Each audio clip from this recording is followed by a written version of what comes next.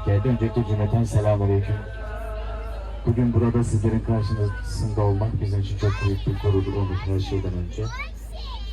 Ben Deniz Fırat, tanımayan misafirlerimiz için söylüyorum. Öğretmenim kendim, öğretmenlik yapıyorum. Yaklaşık 8 yıldır.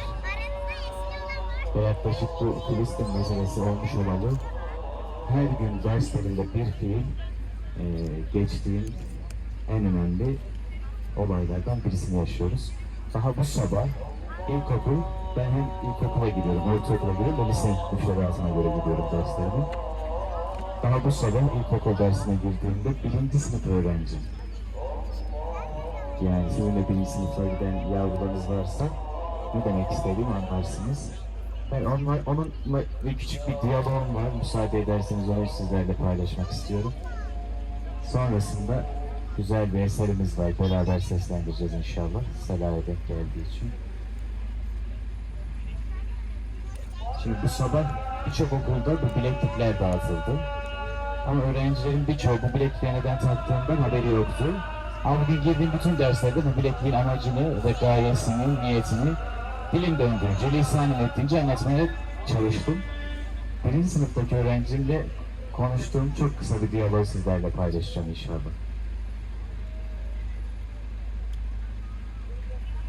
Evet, benim 1. sınıflarım.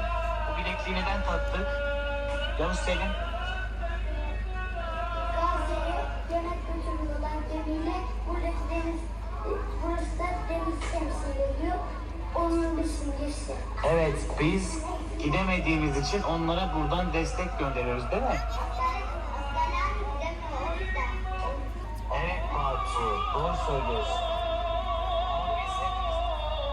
Yani 1. sınıftaki çocuğun bu denli kendisini ifade etmesi, Gazze ve Filistin hakkındaki bu denli net açıklamaları açıkçası beni çok etkiledi. Yani çünkü birçoğumuzun gündemine dahi almadığı bu Filistin meselesini daha yani 6 yaşındaki Necip evladımızın net bir şekilde ifade etmesi beni çok gururlandırdı her şeyden önce. Çok onurlandım. Benim öğrencim olduğu için de ayrıca çok mutlu oldum. Dediğim gibi bizim mesleğimiz icabında biz bu meseleyi kendimize dert edindik. Biz bu meseleyi kendimize artık bir cihat edindik. Burada da yapmış olduğumuz her şeyi inşallah bu cihat yolunda harcamaya hazırız. Bugün de buraya ben İzmit Kartepe'den geliyorum. Yani Kocaeli'nden geliyorum. Direkt buraya davet ettiklerinde hiç yani etmeden çıktık geldik. Okuldan direkt çıktım geldim. O yüzden hem sizlere bugün birkaç güzel eser seslendirmek için hem de dediğim gibi bugünle alakalı aslında arkamızda çok daha güzel konuşmacı abilerimiz, ablalarımız, hocalarımız var. Ben çok konuşmak istemiyorum ama Sela'ya denk geldiği için kendim de konuyla alakalı bir şeylerle değinmek istedim. İnşallah Sela'dan sonra bir eser seslendirip huzurlarınızdan ayrılacağım. Yalnız bir şey daha söylemek istiyorum.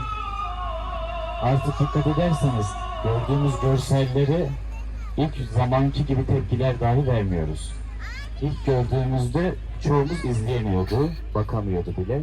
Şu an artık birçoğumuz için, ben de dahil olmak üzere artık çok doğallaştı. Ben en çok bundan korkuyordum. Hani bu olayların, bu görmüş olduğumuz heyecanın normalleşmesi beni çok rahatsız ediyordu.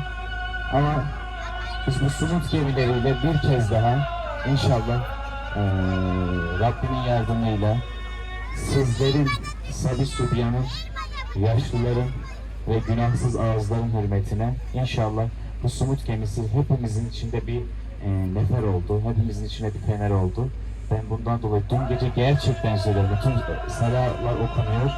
İnanın heyecandan yani sürekli sosyal medyada bir story izliyorum, diğerine geçiyorum. Acaba ne oldu? Diğerinden diğerine geçiyorum. Eminim birçoğunuz da kalbi bu şekildeydi, mutluydu.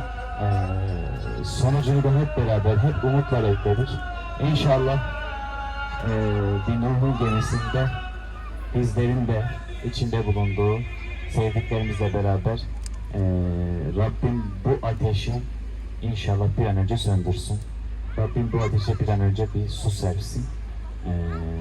Benim bugünkü en büyük duam Şu an salalar hürmetine, ezanlar hürmetine bu olacak. Ben bugün buraya uzaktan yakından teşrifleriniz için de hepinize ayrıca tek tek teşekkür ediyorum. Eminim benim gibi belki çok uzaktan gelenler de vardır. Veya evinin yakınında olup da buraya gelme nezaketinde bulunduğunuz için de ben ayrıca teşekkür ediyorum.